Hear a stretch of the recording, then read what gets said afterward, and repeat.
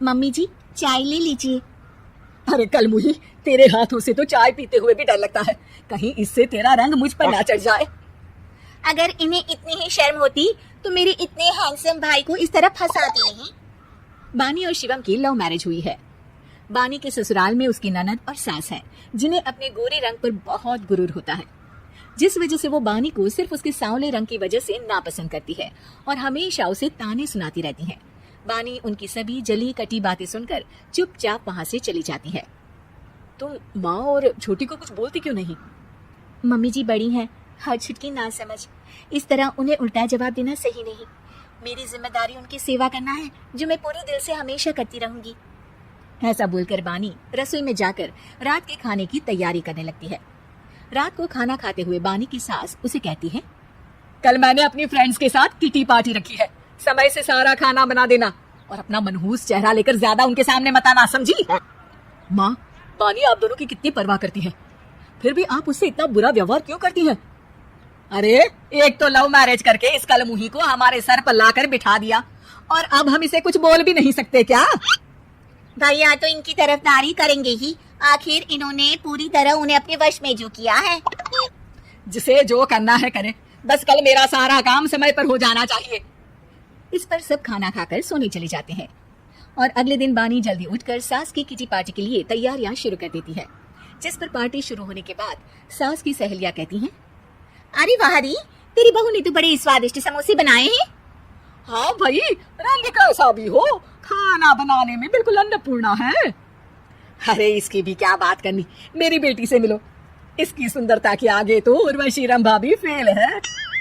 उर्वशी रंभा को तो फेल कर देगी, पर क्या अन्नपूर्णा बन पाएगी? अरे इसे काम करने की क्या जरूरत, उसके लिए बानी है तो, और मैं तो इसकी शादी भी किसी नौकर चाकर वाले घर में ही करूंगी। बानी वापस रसोई में चली जाती है और किटी पार्टी चलती रहती है। उसी रात को बानी की सास गुस्से में चिल्लाते हुए अपने कमरे से बाहर निकल कर आती है। हाय रे, चोरी हो गई मेरे पैसे, पक्का पक्का इस कलमुही की वजह से हुआ है ये सब। अरे क्या हुआ माँ, कौन सा आसमान टूट गया? अरे आसमान तो उसी दिन टूट गया था जब तू इस कलमुही से शादी करके इसे घर में ले आया था। खुद तो आई ही, अपने साथ साथ मनहूसियत का काला साया भी मेरे घर ले आई। अरे हुआ क्या माँ?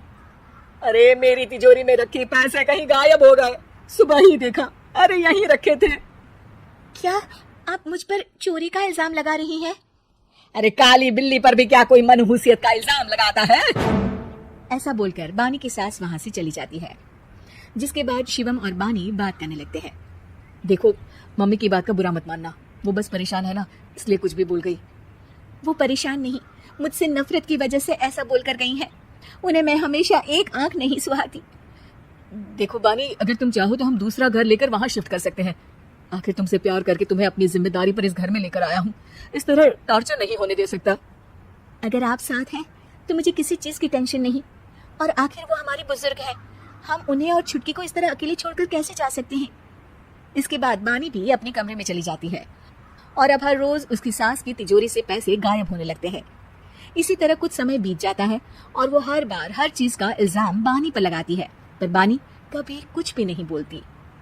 कलमुही नास पीटी, बहू को घर की लक्ष्मी बोलते हैं, ये तो पनौती बनकर आई है, पनौती। एक रात बानी की सास को आधी रात में प्यास लगती है, तो वो पानी पीने रसोई की तरफ जाती है। तभी उसे अपनी बेटी के कमरे में कुछ आवाज सुनाई देती है।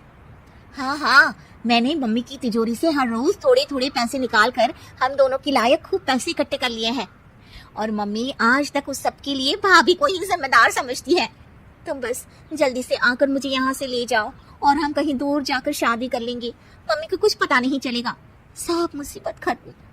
अपनी बेटी की ये सारी बातें सुनकर बानी की सास भौचक्की रह जाती है और अपने कमरे में वापस चली जाती है। जब अगली सुबह बानी सास के कमरे में आती है, मम्मी जी क्या बात है, आज आप कमरे से बाहर ही नहीं आई, आपकी तबीयत तो ठीक है ना? क्या छुटकी कमरे से बाहर आई या तुम उसके कमरे में गई? नहीं नहीं, क्यों, जाना है क्या? मैं अभी चली जाती हूँ। नहीं, कोई कहीं नहीं जाएगा। इस पर वो बानी को साथ लेकर कमरे से बाहर आती है, जहाँ शिवम भी होता है। वहाँ उसकी सास बोलती है, छुटकी मेरी तिजोरी के सारे पैसे लेकर अपनी माँ के बारे में कोई ख्याल करे बिना किसी लड़के के साथ घर छोड़कर चली गई। और बहू, तुमने मुझ जैसी सास की सेवा करने के लिए अपने ही पति के साथ दूसरे घर जाने से मना कर दिया। मैंने हमेशा तुम्हारा रंग देखा अच्छा ही नहीं, जो मेरी सबसे बड़ी गलती है। मुझे माफ कर दे बेटा। और इसके बाद बानी की सास कभी अपनी बहू की तारीफ